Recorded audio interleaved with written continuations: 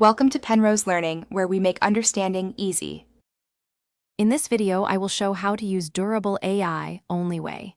First, create an account, pick a template, and import your business data to get started.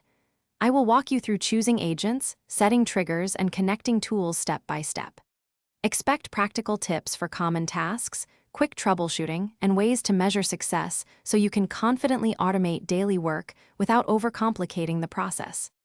Durable AI includes agents, templates, and integrations that work together to automate tasks. I will explain how agents execute actions, how to customize templates for your needs, and how integrations sync data across tools. You will see examples of automations for email follow-ups, invoicing, and lead management. Follow each step, test with sample data, and iterate until the workflow behaves reliably before keep automations safe and reliable by testing with sample data and limiting initial scope. I will share practical best practices for versioning, rollback plans, and periodic reviews. Learn to monitor logs, set alerts for failures, and schedule maintenance windows.